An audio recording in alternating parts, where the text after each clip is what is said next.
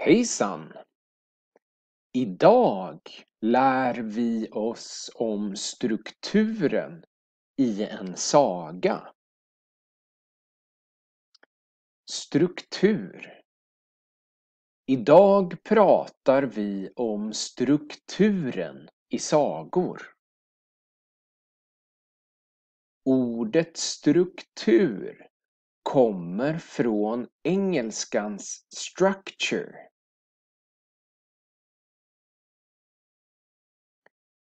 När vi pratar om en struktur pratar vi om hur något är uppbyggt. Du bygger upp något runt en struktur.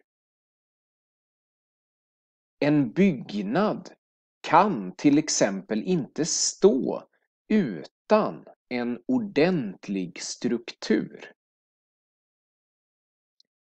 Och nästan alla sagor följer samma struktur.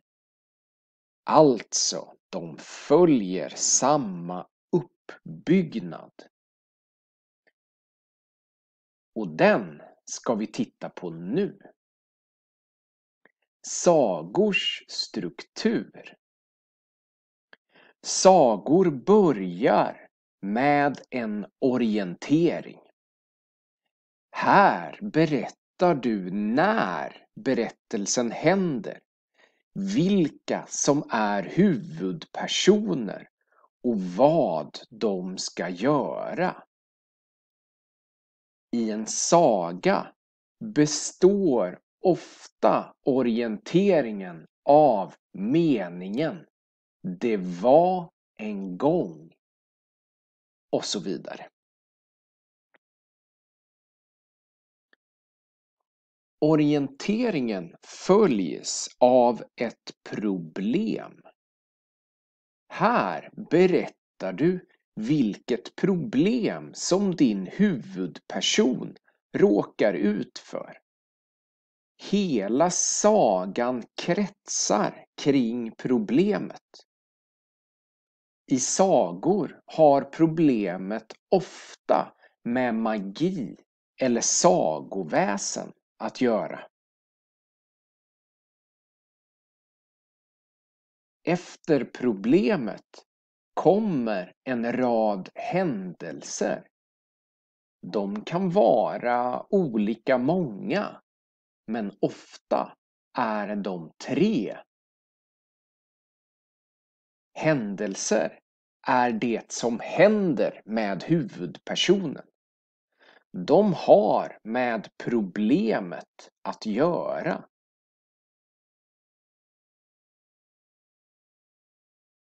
Därefter får vi en upplösning.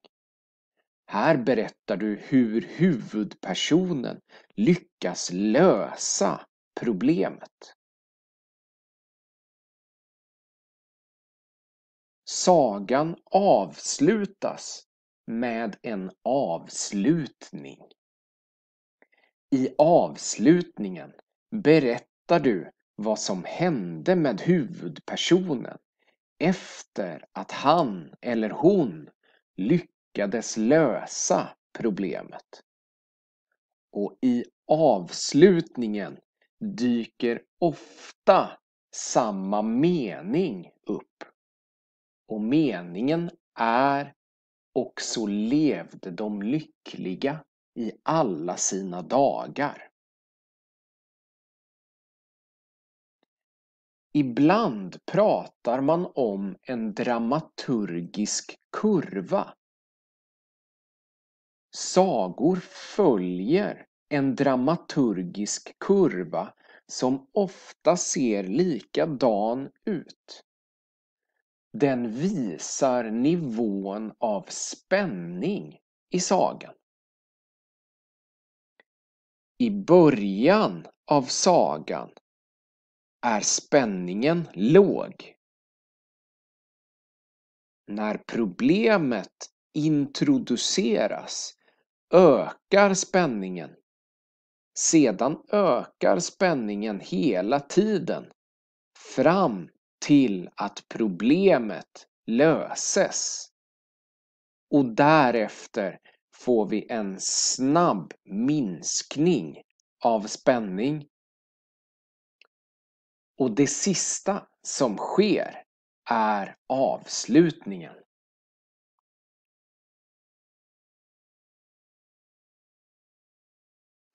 Vi ska titta på ett exempel. Jag läser sagan De 3 bockarna Bruse. Under tiden jag läser sagan kommer jag också markera sagans olika delar för att visa hur strukturen ser ut. Det var en gång 3 bockar som hette Bruse. En dag skulle de gå till ängen och äta sig feta. På vägen till ängen fanns det en bro över en flod, och under bron bodde ett hemskt troll. Först kom den yngsta bocken Bruse och skulle över bron. Tripp, tripp, trapp, lät det. Vem är det som trippar på min bro?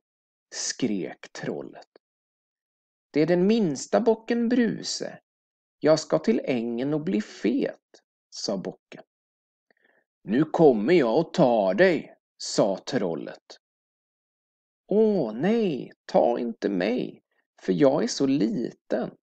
Vänta lite, så kommer den mellersta bocken Bruse. Han är mycket större. Okej då, sa trollet. Efter en liten stund kom den mellersta bocken Bruse. Tramp, tramp, tramp, lät det. Vem är det som trampar på min bro? Skrek trollet.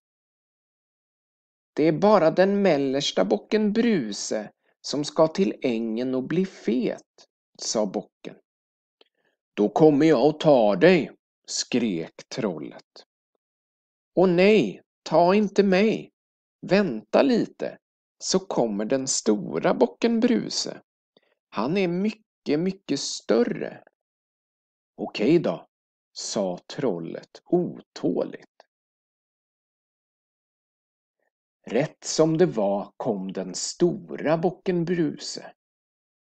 Klamp, klamp, klamp, lät det i bron.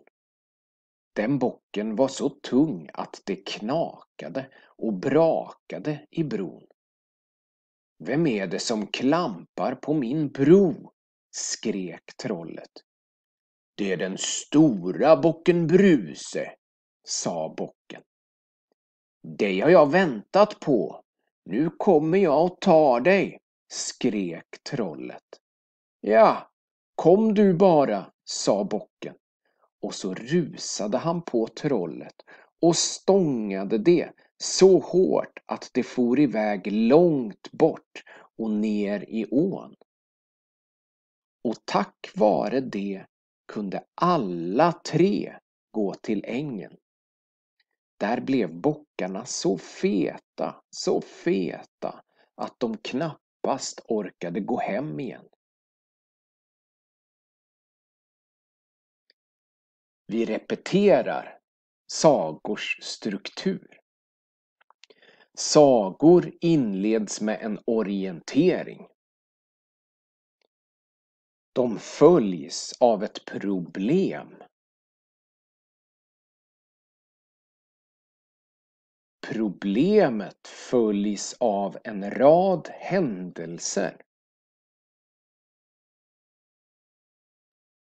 Till slut får problemet en lösning. Och detta kallar vi upplösning. Till sist får sagan en avslutning. Och glöm inte att sagor nästan alltid slutar lyckligt. Tack för idag. Vi ses!